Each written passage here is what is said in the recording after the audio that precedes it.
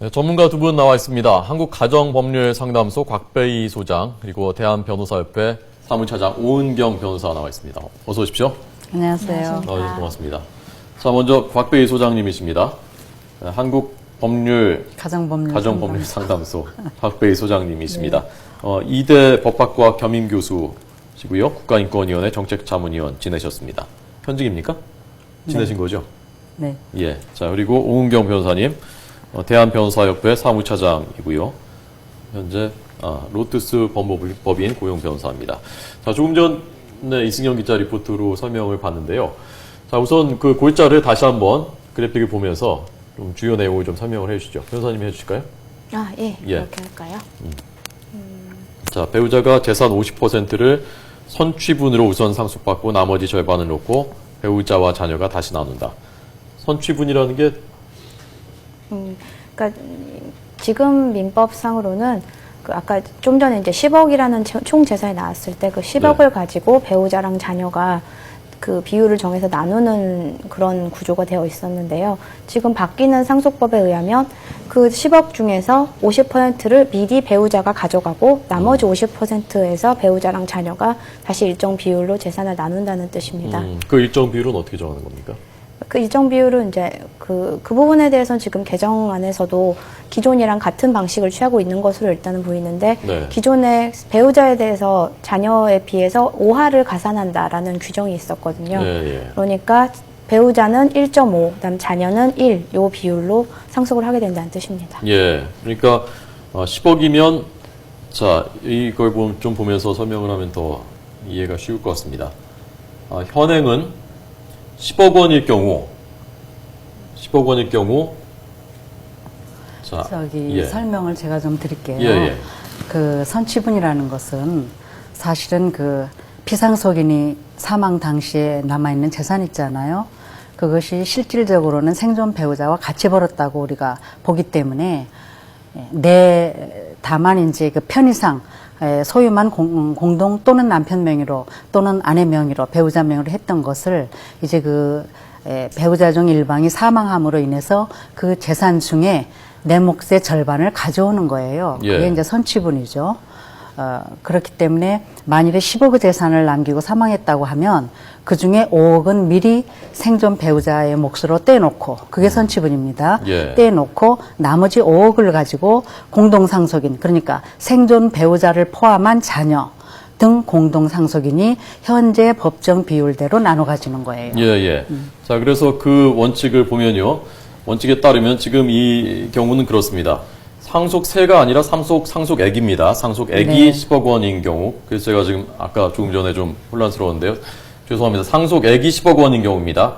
그 경우에 아내와 자녀 2명이 남아있는 경우에 이럴 경우에 현행은 아내가 43%를 갖게 1.5. 됐습니다. 네. 예, 4억 3천만 원인데 네. 개정이 되면 그 원칙으로 개정이 되면 먼저 5억 원을 우선 그건 내 걸로 미리 떼놓고 아내에게 떼놓고 주고. 나머지 5억을 가지고 거기에서 다시 1.5, 11 예. 이렇게 나누는 것이죠. 자, 이렇게 되면 아내는 지금보다 3억 원 가까이 더 늘어나게 되는 것이고요. 아마도 상속받는 계산하면 분이. 그렇게 되겠죠. 네. 그리고 자녀들은 지금은 2억 8,500만 원 정도를 받을 수 있는데 개정안에 따르면은 절반 정도로 네, 한 50% 정도 줄어들 겁니다. 예. 네. 자, 이런 상속법 개정에 대해서 두 분은 우선 어떤 입장이십니까? 바람직하다고 생각하십니까? 이 상속법은요, 저희 한국가정법률상담소에서 이미 90년대에 예. 생존 배우자에 대한 선취분이 있어야 된다. 왜냐하면 자식들은 이미 재산이 형성된 다음에 태어날 수도 있지만 그 서로가 부부가 빈몸으로 만나서 재산을 일구는 데는 부부 공동의 기여가 있는 거예요. 서로 노력해서 모은 재산. 예. 그렇기 때문에 사회 관습상 또는 편의상 또는 상대방의 그 어떤 자존심이나 체면을 지켜주기 위해서 대체적으로 우리나라 이제 남편 명의로 재산을 해놓죠. 그러니까 그게 명의가 되어 있다고 해서 그게 다 명의자의 재산이 아닌 거죠. 예. 그래서 그 부분에 대해서 우리는 벌써 한 20여 년 전부터 배우자는 자녀들하고는 좀 다르게 대접을 받아야 된다. 재산 상속을 하는 데 있어서. 그래서 배우자가 살다가 한 배우자가 사망하게 되면 그 사망한 배우자가 가지고 있는 그 당시 상속분의 절반은 생존 배우자의 몫이다. 그건 기여도에 의해서 그렇기 때문에 미리 떼놓고 나머지 50%를 가지고 이제 공동 상속인이 나눠야 된다. 그렇게 주장을 해왔죠. 네. 그런데 우리가 그때 주장할 당시만 해도 엄청난 반대와 저항에 부딪혔죠. 그렇군요. 왜냐하면 뭐 여러 가지 조금 결혼 생활이 적은데 상대방 배우자가 사망했을 경우에 그건 너무 억울한 일 아니냐. 뭐 재혼했을 또는 뭐 경우라든가. 재혼했을 경우에 억울한 일 아니냐. 그건 그것대로 다 법적인 장치가 되어 있습니다. 문제는 큰 그림으로 봤을 때 예. 어쨌든 배우자는 그 재산을 일구는데 절대적인 그 기여가 있었기 때문에 예. 그 몫을 떼놔야 되고 또 두 번째 사유로는 이제 고령화 사회에 접어들면서 한쪽 배우자가 사망하고 생존 배우자가 생활 사후 대책이 없는 거예요. 생활 예, 대책이. 예. 과거에 우리 농경시대 때에는 그걸 자녀들이 다 이제 부양을 했지만 지금은 이런저런 사유로 인해서 부모가 자식에게 기대하기도 좀 어렵고 또 자식들도 사는 게 참 힘들고 또 요즘에는 그 의식 성격이나 사고방식 상의 문제로라도 서로 같이 안 살려고 합니다. 예. 그런 경우에 대비해서 노후 대책으로 이 재산 분할을 상속 재산을 일정량 선취분이 있어야 되는 거 아니냐. 예. 이제 그렇게 주장을 해 왔는데 국회에서도 물론이고 뭐 모든 사회 전반적으로 그렇게 받아들여지지를 않았어요. 네. 그러던 것이 지금 이제 한 20여 년의 시간이 흐른 지금에 우리는 그동안에 계속 주장을 했죠. 예. 뭐 그 몇 년 단위로. 그래서 이제 그동안에 배우자의 상속분도 많이 올려지고 예. 지금은 이제 현재 현행법대로 보더라도 생존 배우자의 상속분이 0.5알 높아진 것도 있지만 그랬는데 우리가 이제 그럼에도 불구하고 동일 세대 간에는 왜냐하면 내 재산 내가 찾는데 또 거기 세금도 있어요. 예. 그건 좀 억울한 거 아니냐. 예. 그러니까 세금 물리지 말고 일단 생존 배우자의 몫 주고 그다음에 나머지 것을 가지고 상속을 받게 하고 예. 그 상속 몫에서 이제 액수가 세금을 내야 되는 액수에 달하면 그때 예. 세금을 내게 하는 게 합리적이지 않느냐 네. 주장을 했는데 참 감회가 새롭습니다. 예. 지금 이제 정부에서 정부 안으로 법무부에서 이제 이 20년 안을 만에 낸 거예요. 그 20여 년 만에. 완결됐군요. 그래서 네. 저희는 너무나 지금 조금 때늦은 감이 있지만 그래도 굉장히 저희는 환영하는 바입니다. 네. 조금 전에 상속법이 그동안 어떻게 바뀌어왔는지를 저희가 그래픽으로 보여드렸는데요. 네. 자, 요 얘기는 잠시 뒤에 다시 또 여쭤보겠고요. 조금 전, 그러니까 그 소장님 말씀대로라면 취지가 크게 두 가지 아닙니까? 하나는 재산 형성에 기여한 것을 인정하는 거고, 두 번째는 노후 대책이라는 측면이 있는 건데, 조금 전에 말씀하신 그 사례 중에도 재산 형성에 기여하지 않은 경우, 그러니까 네. 결혼 생활이 얼마 안 됐다든지, 뭐 재혼이라든지, 그렇죠. 그런 경우에는 어떻게 되는 겁니까? 예, 그런 부분에서 만약 그렇게 재혼해서 기간이 짧은데도 50%가 다 들어간다고 하면 당연히 그 자녀들이나 불만이 많을 것이기 때문에 예. 지금 개정안에서도 그런 부분을 고려를 해서 예. 협의를 할 수 있게 일단 정해놨고요. 그래서 협의를 누구랑 어떻게 하는 그 거죠? 배우자랑 자녀들 사이에서 그 부분에 대해서 어떤 협의를 하고 협의가 안 되면 가정법원이 개입을 해서 가정법원의 개입을 요청을 해서 법원에서 그 상속분을 조절할 수 있는 것으로 그렇게 개정안이 그러면 마련되고 그 기준이요. 있습니다. 예컨대 재혼이라는 것도 다 기간도 다르고 다 천차만별일 거 아닙니까? 그게 구체적으로 명시가 돼 있습니까? 기준이? 예. 그쵸. 그거는 제가 개별적으로 잠깐만 말씀을 예. 드려볼게요. 네. 그거는 이제 그 시안에서 어떻게 나왔냐면 당연히 불만이 있을 수 있죠. 예. 그러면 이제 우선은 공동 상속인들끼리 협의에 의해서 그 선취분의 액수를 감할 수도 있고 예. 적절한 현저하게 위배된다고 객관성에 저해된다고 생각했을 때 예. 정할 수도 있고 만일에 그게 안 되면 이제 법원으로 가는데 그때 그 기준으로 삼는 요인들이 뭔가 하면 예. 혼인 기간이라든가 또는 그 별거 기간 또는 그 사유 그 이제 가정의 그 여러 가지 그동안의 그 재산 형성에 있어서 여러 가지 상황 그리고 그 밖에 여러 가지 상황을 참작해서 적절한에게 선취분을 정할 수 있다 가정법원이 예. 해서 조금 전에 염려하신 그런 부분들은 얼마든지 해소가 가능할 거라고 봅니다. 네. 제가 염려를 한 건 아니고요. 여러 가지 아니 상황을 가상으로. 모든 분들이 염려하실 거예요. 그 그렇습니까? 부분에 대해서. 예. 외국은 어떻게 됐습니까? 외국에는 이 규정이 어떻게 됐나요? 법에. 뭐 제가 급하게 이제 조사를 해서 나오느라 자세하진 않지만 네. 일단 유럽 같은 경우에는 이런 선취분을 두는 경우들이 있다고 합니다. 뭐 독일도 그런 경우가 있다고 하고요. 오히려 스웨덴 같은 나라들은 그 아예 생존 배우자가 한 명이라도 남아있는 경우라면 예. 그 전까지는 아예 상속이 개시가 안 된다고 합니다. 그러니까 2명 중에서 1명이 먼저 사망을 하면 나머지 1명이 그 재산을 그대로 상속을 받아서 생활을 하고 네. 그분까지 사망을 하셔야 자식들한테 재산이 돌아간다는 것이거든요. 또 그렇군요. 미국도 이제 우리나라가 지금 추진하고 있는 이런 안과 유사한 그런 어떤 지침을 가지고 있는 것으로 일단 그렇게 조사를 했습니다. 네. 네. 자, 그래서 오늘 이 소식이 오늘 아침부터 전해지면서 시민들이 여러 가지 반응을 보이고 있습니다. 그래서 저희가 시민들이 실제로 어떻게 생각하시는지를 좀 인터뷰를 해봤는데요.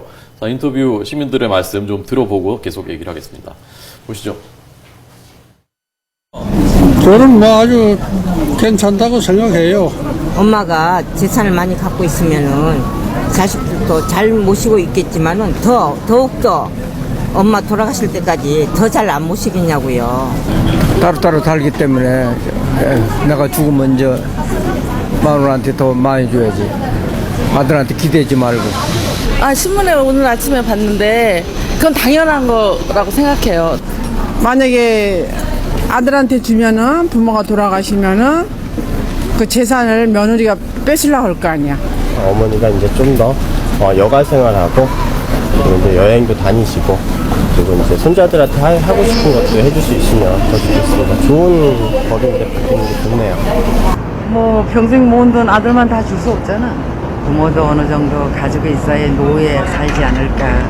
그 집사람한테 해주는 것보다도 그 자식이 또 그 엄마에 대한 책임을 다해야 되니까. 엄마가 좀 더 이렇게 힘이 있어야 자식들도 더 잘한다고 생각을 하거든요.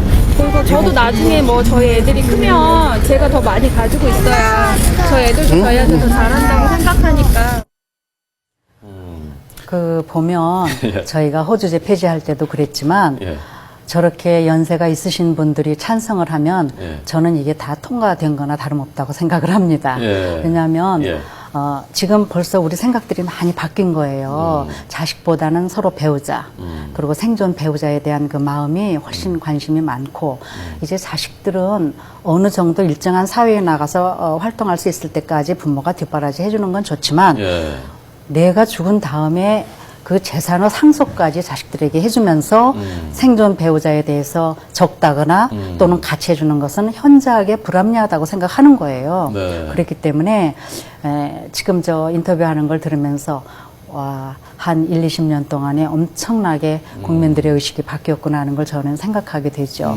그럴 뿐만 아니라 우리나라는 이제까지 어떤 법을, 특히 가족법, 신분관계를 규율하는 가족법을 개정할 때 늘 유럽이나 미국이나 또는 그 선진국들이 한 4, 50년, 5, 60년 지난 다음에 우리는 그때서야 이걸 하는 거예요. 예. 그러니까 이 상속법도 이미 세계 각국의 모든 나라들이 이렇게 배우자에게 선취분을 주고 나머지 선취분을 가지고 자녀하고 상속받으라 그 정도가 아니고 예. 아까 우리 오 변호사님이 얘기하신 것처럼 다 주고 그 배우자가 사망하거나 또는 그 배우자가 재혼하거나 생존 배우자가 이제 어떻게 됐을 때 이것이 그게 자식들한테 가는 거지.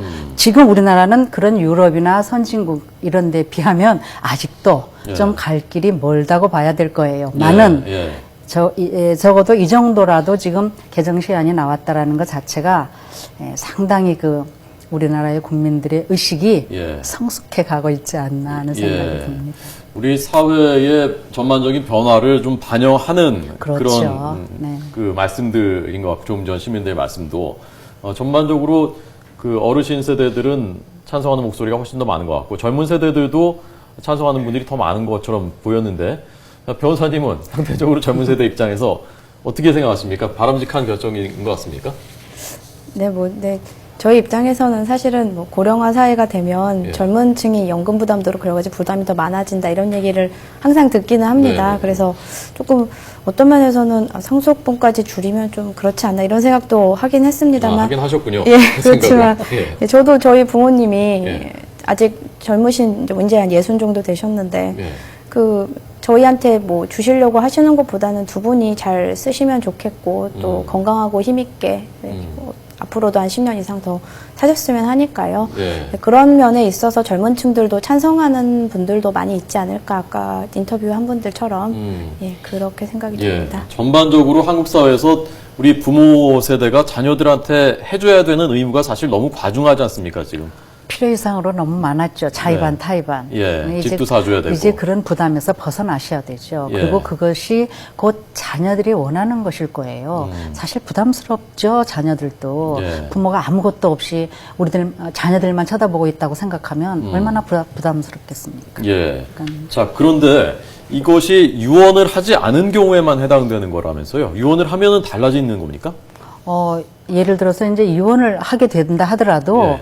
그 선취분이 법으로 정해져 있기 때문에 아, 그렇습니까? 그래. 그럼 물론 이제 유언일 경우에는 예. 내가 전 재산을 다 배우자에게 준다고 해도 예. 이제 뭐 유류분에 의해서 별도의 또 청구를 할 수 있는 부분이 있기는 하지만 예. 그래도 뭐 거기에 손을 댈 수는 없죠. 그러니까 유언 절대 사유 원칙에 의해서 유언인 경우에는 이 선취분이 해당이 안 될 거라고 생각을 합니다. 아, 그러니까 유언이 항상 우선한다는 말씀이군요. 그렇죠. 그럼 예컨대 유언을 자식들한테만 다 주겠다. 배우자한테 조금 주겠다. 그러면 그대로 이행을 해야 되는 겁니까? 그렇죠. 근데 유증, 이게 조금 어려워지는데, 미리 주는 경우에도, 유증의 경우에는 선취분을 제외한 나머지 액수에 대해서 유증의 효력이 가능합니다. 예. 근데 이제 유언은 그거하고 좀 다르기 때문에, 네. 유언에 있어서는 유리분이라는 유언의 그 어떤 단점을 커버하는 제도가 있기 때문에, 네. 유리분에 의해서 일정 액은 또 찾아올 수가 있는 부분이 유리분이라는 있어요. 건 뭐 어떤 것이죠? 예를 들어서 내가 예. 사망하면서 내 배우자 자녀가 있는데 내 전 재산을 제3자에게 다 줬다고 가정을 했을 때 그렇게 되면 실제로 그 재산을 일구는 데 기여했고 받아야 될 사람들이 못 받는 거잖아요. 예. 그러니까 이제 그런 경우에는 원래 법에 정해진 내 몫의 절반 내지는 3분의 1 그 순위에 따라서 예. 그게 다시 법적 절차를 밟아서 찾아내는 거예요. 그런 이제 장치가 돼 있죠. 그렇기 때문에 그 유증이라고 하면 그렇게 되는데 만일에 내가 유언으로 어떻게 해놓는다라고 한다면 아마 유언이 우선적으로 효력을 볼 것입니다. 예. 변호사님 좀 추가로 설명하실 거 있습니까? 그 부분에 대해서. 유언이나 협의가 지금 상속법 개정한다고 하더라도 법보다 우선한다. 그 부분에 대해서. 예, 그런데 이제 우리나라는 실상이 유언을 통해서 그 상속을 정하는 일이 굉장히 비율이 적거든요. 아, 그렇습니까? 예, 그래서 지금 아마 시민들도 그렇고 다들 이 부분에 대해서 관심이 많은 것이 일단 법에서 어느 정도 이렇게 상속분을 이렇게 나누면 좋겠다라고 정해주면 예. 거기에 대해서 국민들도 그렇고 뭐 법원에서도 그렇고 그 정도는 일단 돼야 되겠다라는 이제 그런 인식을 가지고 간다는 것이거든요. 물론 이제 유언이 그러니까 그 원래 이제 법제 자체가 유언이나 협의를 하는 게 우선한다고 돼 있지만 이제 이게 법을 통해서 일정한 상속분을 정해놓은 형태고요.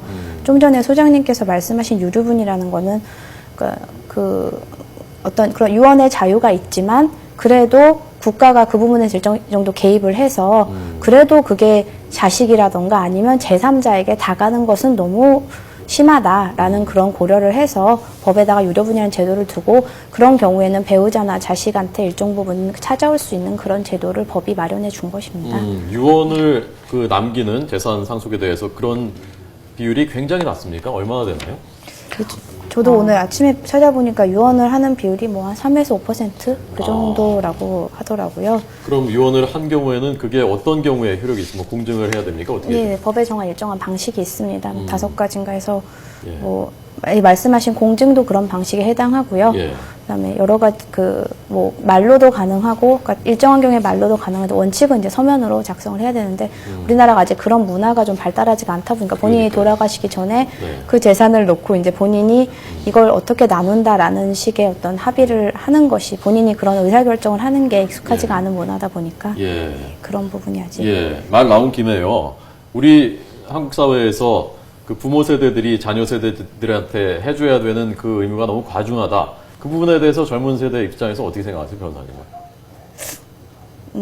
또 뭐 과중 그렇지 좀 뭐 결국은 저도 뭐 제 남동생이 있는데 뭐 남자가 장가갈 때는 뭐 집을 해줘야 된다라던가 이런 식의 이제 것이 있고 또 요즘은 교육 기간도 워낙 길어졌으니까요. 저 같은 경우에도 뭐 일단 제가 어떤 생업에 종사할 수 있게 될까지 걸리는 기간이 워낙 길고 그래서 그런 면에서는 부모 세대의 부담이 이제 과중한 면이 있고 근데 또 한편에서는 젊은 세대들은 여러 가지로 이제 아우성치는 게 많은 게 뭐 집 구하기 힘들다라던가 뭐 임대료가 너무 높다라던가 전세금이 높다 이런 것들은 또 결국은 일정 부분 지금 부모 세대가 그 재산을 쥐고 있어서 생기는 문제들이니까요. 그래서 예, 저는 모르겠습니다. 그런 부분들. 취업하기도 전보다는 훨씬 또 예, 그래서 어려워졌고 젊은 그런 세대들이. 예, 그렇죠. 그래서 부모님의 부담이 좀 많은 것은 사실인데 또 그런 기성 세대들도 또 젊은 사람들의 어려움을 좀 이해를 해주고 서로 조금 서로 잘 이렇게 도와주는 방향으로 해야 예. 되지 않을까 이런. 네. 참 오늘 세대 간의 대화도 이루어지니까 참 좋습니다. 저는 아까 그 말씀하신 지난 20년 더 지나서 수십 년 동안의 상속법이 어떻게 바뀌어 왔는지 그 경과를요 소장님이 그 뭐 산 증인 같은 분이니까 좀 설명을 좀 한번 해주시죠. 뭐 구체적으로 다 하기는 조금 어렵지만 네. 아무튼 그 아들과 딸 또는 뭐 심지어는 어머니까지도 굉장히 차별을 받아왔어요. 60년 벌써 60년대 초에는요. 60년대에 이제 겨우 이게 조금씩 그 개정을 하기 시작해서 남성과 또는 아들과 딸 또는 어머니까지도 조금씩 나아지는 경향을 보였죠. 예. 그리고 지금 현재로서는 그러니까 우리가 그 1차, 2차, 3차, 4차 지금 거의 한 10차까지 가지고 개정 운동이 있었는데 상속법에 손을 대기 시작했을 때 심지어는 같은 딸끼리라도 예. 결혼한 딸과 결혼하지 않는 딸의 상속액이 절반의 차이가 났어요. 아, 그 누구 결혼한 딸을 더 예, 더 예를 주는 든다면 호주 상속을 호주 제도가 있었을 때 예. 맏아들이 1.5 150만 원을 받는다면 예를 들어 둘째 셋째 아들은 이제 100만 원을 받게 되고요. 시집 안 간 딸은 500만 원을 받는다면 아니 50만 원을 받게 되고 시집 간 딸은 25만 원을 받는 등 그렇게 차이가 났었어요. 그것이 이제 한 해 한 해 이렇게 지나면서 고쳐져 가지고 예. 지금은 이제 아들 딸 다 똑같이 그리고 마지도 뭐 그 더 가는 것이 없고 다만 이제 배우자만 0.5알이 더 갈 정도로까지 왔고 또 심지어 한편에서는 부부가 둘이 자녀 없이 살다가 남편이 죽으면 예. 아내는 그 상속 재산을 시부모하고 같이 받았어요, 공동으로.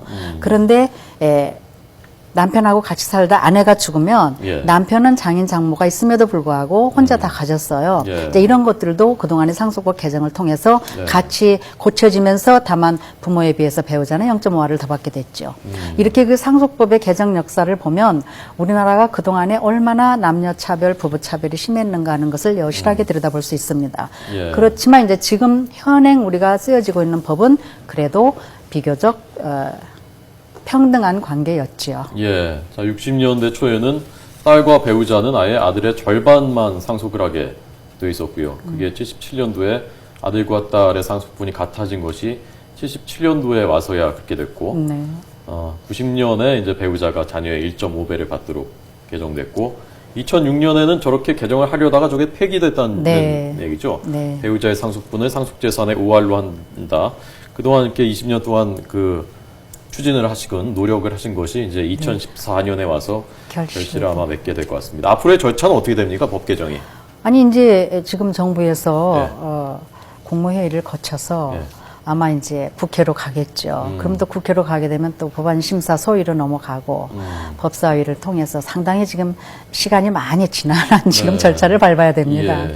그렇지만 뭐 저는 그렇게 비관적으로 생각하지는 않습니다. 예. 지금 뭐 아까 시민들 여론 들어보니까요. 네. 대체로 찬성하시는 것 같고. 알겠습니다. 오늘 이 문제를 한국가정법률상담소장인 곽배희 소장님 그리고 대한변호사협회 사무차장인 오은경 변호사님과 함께 짚어봤습니다. 두 분 말씀 잘 들었습니다. 고맙습니다. 고맙습니다. 감사합니다.